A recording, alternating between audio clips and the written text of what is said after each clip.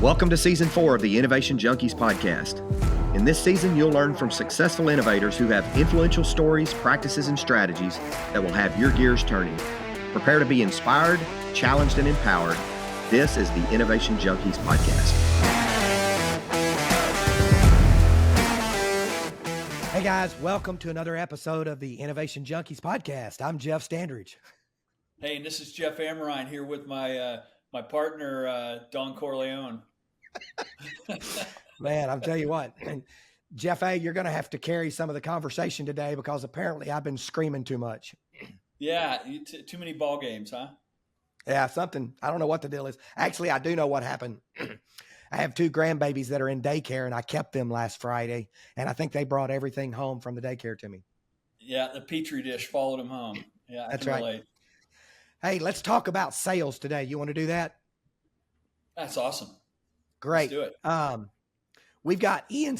Yeah, sound like a squeaky teenager. We've got Ian Selbie with us today. He's a coach. He's a sales mentor, a sales trainer. He's a podcaster himself. I had the privilege of being on his podcast not too long ago. Ian, tell us about yourself. Thanks, Jeff, and a pleasure both, Jeffs, for having me on your podcast, The Innovation Junkies. It's awesome. I recall having a great conversation with you a couple weeks back, Jeff, and your episode's dropping real soon. I've been in sales my whole life. I truly have. 84 to 94, I was with Apple. Had a great run with Apple in 1990. Some of our listeners may not have been born yet, but that's all right. In 1990, I was their top salesperson in the world. Had the privilege of meeting Steve Jobs, had my picture taken with him. And in 1994, after a 10-year run, I decided instead of renting my resume to the highest bidder, I wanted to start my own business. And my passion is helping people and companies reach their potential. So I started a business doing that. And Jeff, I got to tell you, 29 years later, I know it sounds a very long time, I still love what I do. I've trained over 17,000 people in 8 countries around the world, written 6 books, and like yourself, podcasts. I started podcasting as a hobby when COVID hit because my pipeline evaporated like many of ours. There was no travel, nothing going on. So I needed a hobby. So I thought, why don't I try this podcast thing? Sounds like fun. So I don't know, the first 10, 12 episodes were just me talking about some of the content in my books and my methodology and process. And then I started thinking, these poor guests must be getting so sick of my voice by now. I better start having some guests on the show. Great guests like you, Jeff. So that's just a little bit about my background and what brought you and I together. Very good. Very good. Why don't you start by just telling us one of the 2 or 3 big ideas that you share with your listeners and with your clients about sales? Well, sales, I mean, I've got 2 days to a 2-day program that I explain, but I can net it down to a few statements. It's the what, maybe not the how to, but the what. So I think there's 4 really important things any sales professional in a B2B selling environment needs to do. Number 1, they need to be confident.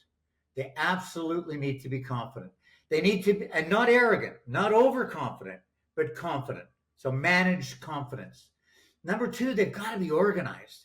So and some salespeople are more attuned to this than others, but we need to be organized in a degree that we've got some systems to keep us on track so that we bring some kind of method to our madness. It's got some kind of, if you didn't know you were playing football and someone said, here's a ball, you might run in the wrong direction. So having a process is really important.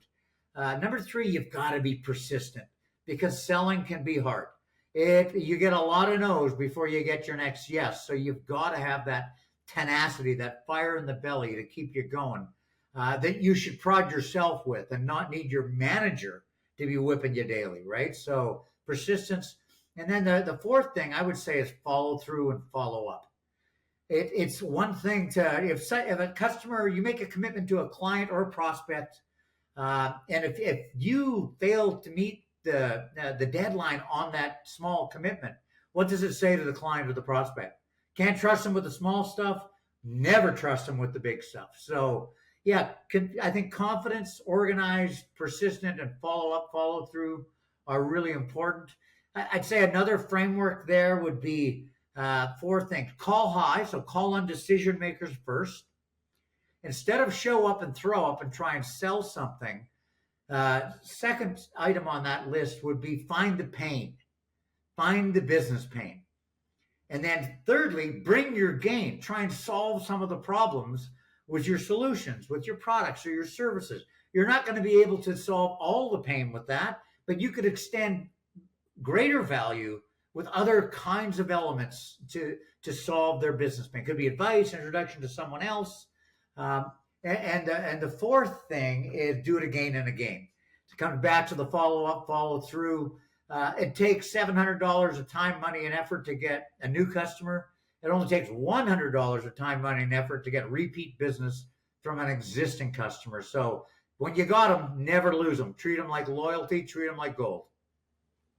Let me ask a follow-up with some of that, Ian, if I could. So I mean, those are two fantastic frameworks. Sometimes when we're working with entrepreneurial organizations, they might have a highly complex solution. It might require a consultative sale. Talk about the differences between selling well understood products or services and complex solution selling where a consultative approach might be required.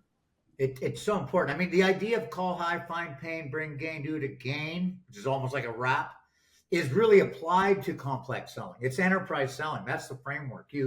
If you don't understand their business pain, you're just throwing product at the wall, even if it's expensive product at the wall. So you need to solve the problem. It's got to fit together. So there's a lot of companies, they teach their salespeople product knowledge, PK. And I say PK is fine. That's your ante. That's not going to win you a deal. That may keep you at the table. But it's the CK, the customer knowledge, that wins you the customer and keeps you the customer. So in a complex selling environment, there's typically 3 to 5 decision makers. It's not one and done. And so they're all going to see the world a little differently. I know they're trying to buy the same service, the same product, but they're trying to get different values from it. It's a bit like a Rubik's Cube. You got to make sure the red gets the red, the blue gets the blue, and the et cetera. So the company has business pain, but all of them have their own individual pain tied to the solution as well. So again, comes back to a deep understanding of the customer's business pain and what the decision makers want as a result of your solution. Really good. So where do you think, or where, in your experience, where do most salespeople tend to get off track in selling into these enterprise clients? Well, it's fun. I've written a thought leadership paper on this called, and I'm happy to give it to any of your listeners if they want it as a gift for listening to your podcast, Jeff. Right. Awesome. It's called The 7 Deadly Sins in Selling. So the 7 biggest mistakes that salespeople make. And if you can stop doing those, you'll already be better, right? So stop doing things and start doing things. If you can stop doing these 7, you're going to be miles ahead. Number 1, it's failure to call on the decision maker first, calling too low. So calling on influencers who actually don't have the autonomy to say yes. All they can say is no. Right. So not ignoring them, but anchoring yourself at the decision-making level. And then you're okay to come back and talk to anyone else because you've got that connection up to the decision-making, oftentimes called the C-suite. Number 2 is not understanding the business pain. It's just going in with your product. I call it show up, throw up, and hope somebody buys something. So that's pushing. It's not pulling. So consultative selling is about getting on the other side of the desk, looking and investigating, almost like a business doctor. What is the business issues? What are they? You diagnose before you prescribe. So let's find out what's really going on in the organization. Yeah. Another one. I won't go into it. I know you're familiar with Brian Tracy, the huge sales guy. You know, he used to say every salesperson should see themselves as a doctor of problem solving. That's it. I totally agree with Brian. Absolutely. I totally agree with him and many of his books for sure.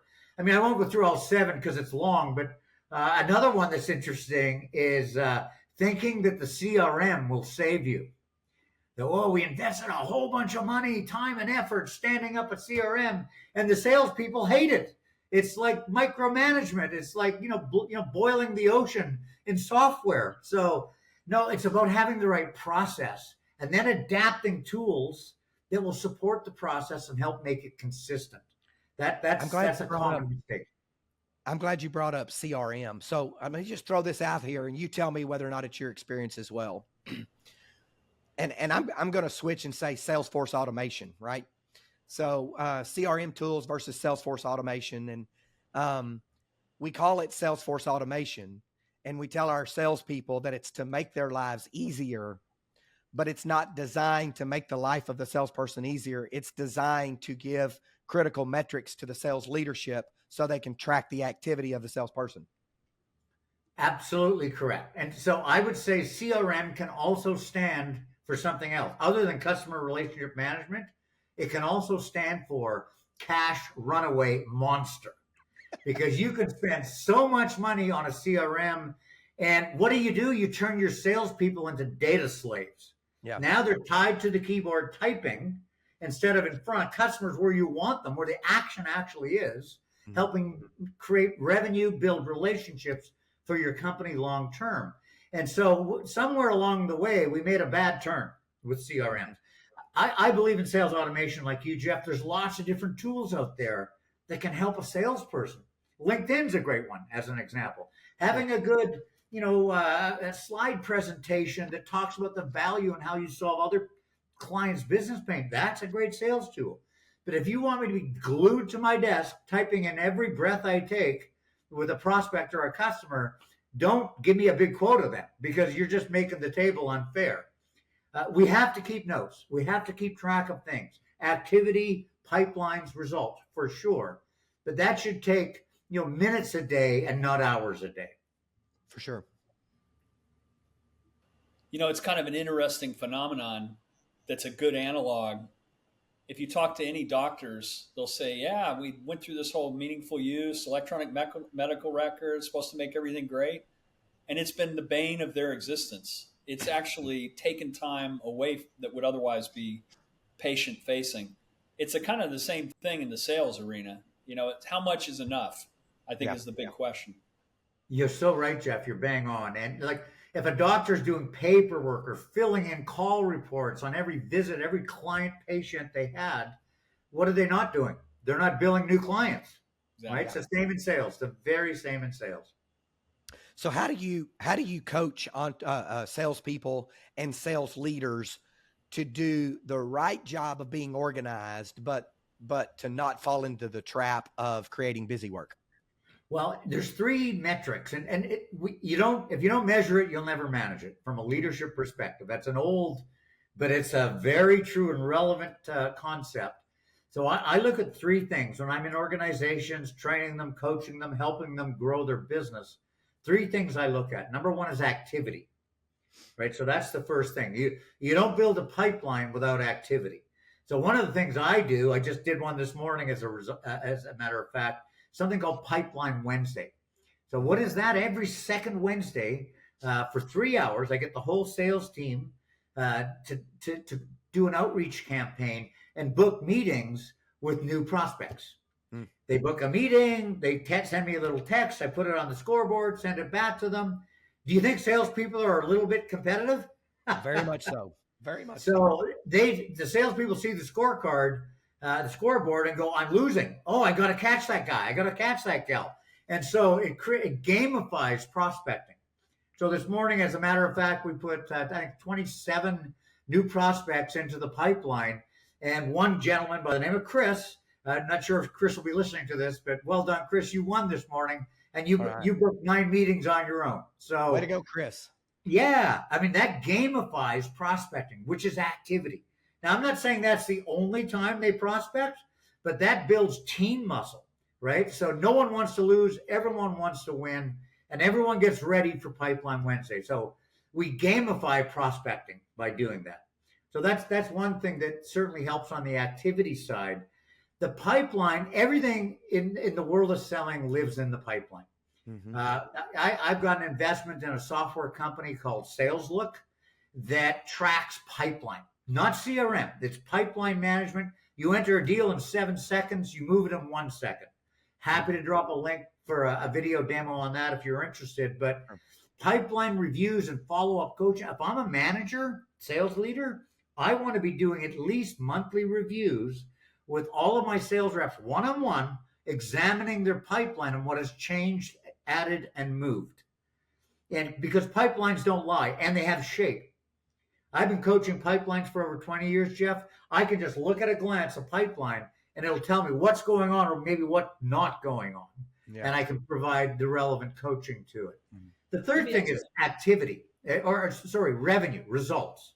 Right. So if someone's behind on their target, how do we fix that? It goes back to activity. You got to double down on the activity to rebuild the pipeline to make it up, because it's all chained and linked together. For sure. I guess revenue is realized revenue, actual bookings, closed contracts, or the outcomes you're looking for. One of the things that we've found before in lots of different uses of pipeline visibility, or for that matter, project management, is things can be very binary. Sometimes people will move stuff through a process and it's like, oh, it's 25% chance of closing, 50%, 75%. It might sit at a 90% chance of closing forever, in which case it really wasn't that far in the process. What advice do you have about how to think about the difference between where something is in the pipeline and how to account for it? Absolutely. It's about having business rules on the stages. I'm happy to share mine with you. But let's go back to the numbers. I know companies that do this forecasting, 10%, 30%, 60, 90. Let me ask the listeners, have you ever won 60% of the deal? No. You win or lose. And the one that wins is the better at qualifying. So the stages in my pipeline start with interested. So that what does that mean? The definition of interested, that the client's interested, and by virtue of them giving you time to sit down and talk to you, to examine their needs, their business pain, what you might be able to do to help them. So it's that first date in the sales process.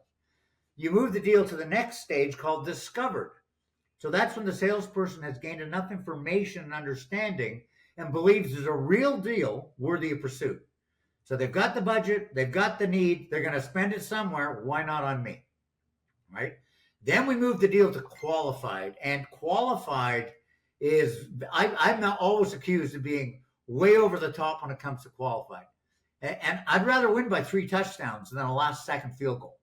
Right. So there's 7 things that qualified means. And my white paper that if you follow the link that Jeff's going to post, the 7 you'll get a better understanding of what qualified means. A couple of them are, you met the decision makers, you know their business pain, you presented your proposal in person, and you're on the short list. There's more to it, but that's 4 of the 7. Yeah. Sometimes we go from qualified to closed, which is great. We get to celebrate. We won, not because we're good at closing, because we're thorough at qualifying. But sometimes there's that other zone called selected. We're going to go with you, Jeff, but yes, Jeff, but however, it could be the person making the final decision or the approver might not be there. They need to put their name on the contract or whatever that needs to be. That's not time to start calculating commission, because now your competitor probably knows they're losing but haven't lost yet. So they're going to do all they can to claw their way back into the game. So those are the definitions. So when I'm coaching someone on their pipeline and they say they got this beautiful deal and qualified, well, I ask them 7 questions. And if we only get 5 answers, we move it back to discovered. Now you know what you're missing. Go get that information. I've never lost a deal in my life because I had too much information. I've lost many because I didn't have enough of the right information. And that's what being really diligent at qualifying is about. Very good. So let's talk about hiring salespeople. What do you look for when you're interviewing someone? And let's set their resume aside. I'm talking nose to nose, toes to toes. When you're interviewing somebody, what are the things that you're looking for that give you confidence that you're about to hire a good sales talent? That's a great question. And oftentimes I'm brought in to a new engagement to conduct an assessment, a sales assessment. So I interview the management team, the leadership team, all their salespeople. I have something called a sales talent scorecard, which I develop in a collaborative fashion with each of my clients, which starts, it basically is a spreadsheet. So what are the 10 criteria that make for a very successful salesperson with that company? Some of the things are cut and paste from client to client for sure, but each business has some of their own uniquenesses, right? So it could be product knowledge. It could be they have a book of clients within that industry, right? So that gets, and then we actually score the salespeople. 5's excellent down to 1 is terrible. And then that gives us a read on the existing sales team. Quite often, change happens after that process. Some people aren't meant to be in that company or in that role, and then we hire new ones, and we make sure we increase the team scorecard average going forward. I look for, I don't care if someone's got an MBA. I think that's great. That tells me they finish what they start. I look for experience. So tell me about a couple of customers that you've won and how you won them. That's an interview question I love to ask. Yep. I like to find out who their network is. How many contacts on LinkedIn do you have? How often do you post? Are you active? Do you have a following? So when you show up as a consultative salesperson, do people listen to you? Or do they just think you're flogging them some product? So I'm trying to inspect their approach, their history a little bit that way. Of course, I was a reference this morning for an ex-salesperson of mine. And it's great when someone gives you a resume and you're getting closer to making them an offer. We've all been there. You know, can I check 2 or 3 of your references? Hey, sure. Who are they going to give you? They're going to send you the fan club, right? So you're going to get all the. So that's another good use of LinkedIn. Who do I know that knows them that he has or she hasn't given me? Yeah. I call that blind reference checking, because that's where you get more of the truth, right? Sure. Not the fan club. I'm not saying that'll make my decision, but it might put it more into balance, right? In terms of what I think of. So I use this sales talent scorecard often when I'm interviewing, and it's getting a read. So I ask, there's a couple of real good questions. I've got some psychology questions that I love asking. One of them is, and this I learned a long time ago. I said, do you have any children? Yes, I do. I've got son, daughter, blah, blah. Okay, great. If you could give your children one skill, one quality to be good and successful at life, what would it be? So I hear a word, right? I write it down. It's like interesting. So later in the interview, I'll ask them the question of if your prior employer could describe you in 3 words, what words would they use? So if the words the prior employer used to describe, or a few of them, don't mash with what they want to give their child, because the psychology is the one quality we want to give our children is actually the one quality we're most fond of in ourselves. Right. That's the psychology on that. So if they're trying to tell me what I want to hear and actually later it doesn't sync up and it's a complete miss, I'm calling, I got a red flag waving at that point. Yeah, for sure. Well, Ian, it's been great talking with you. We're gonna make sure that we get the link after the show. We'll get the link to your 7 deadly sins in our show notes. But why don't you tell our listeners where they can best connect with you? Thanks, Jeff. Both Jeffs for having me on. It's been my pleasure. Great chatting with 2 professionals and being on your amazing Innovation Junkies podcast. Thank you. I'll send you the thought leadership paper for sure. A little PDF. I don't know, 10, 15 pages, something like that. People can get a hold of me a couple of ways. My email is ian@ianselbie.com. So IANSELBIE.com. You can find my website at salesmentoru.com. So that's salesmentor, the letter U, all one word.com.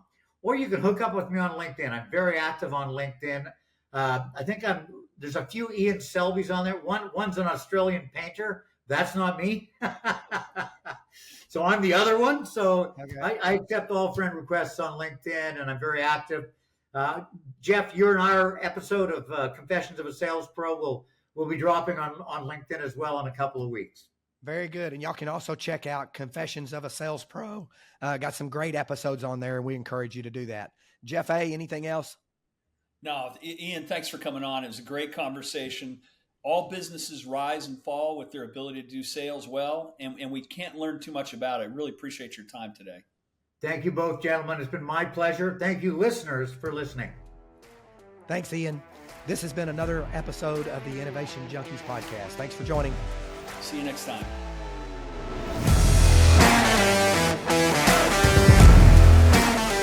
Thanks for tuning in to another episode of the Innovation Junkies podcast. We hope you gained some valuable insights and inspiration from today's conversation.